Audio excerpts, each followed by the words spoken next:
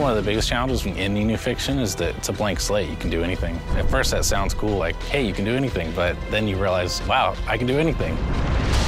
And you gotta give yourself rules, you gotta come up with something that makes sense, stuff has to be together, fiction has to not contradict itself. Suddenly you realize that that blank slate's a lot more work than it initially seems it'll be.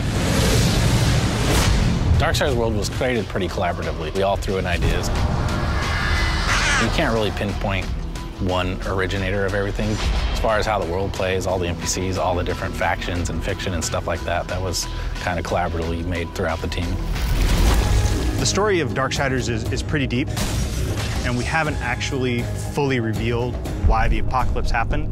In a nutshell, you learn that there are forces between heaven and hell that are vying for control of Earth and certain other resources that lie somewhere between the two realms.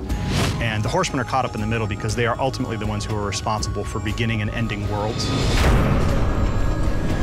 In the first Darksiders, one of the Horsemen, War, gets framed for destroying Earth. There's a conspiracy between heaven and hell. He sort of takes the blame, mankind's wiped out, and then he is stripped of his powers and imprisoned for 100 years. Then he's given a chance to come back and prove his innocence, and he's got to pretty much kill everyone involved. The first game ended in very epic fashion. It was one of the things that players really seemed like the most was that moment when War says, "No, not alone," and you see the broken seal and the comets coming in behind him.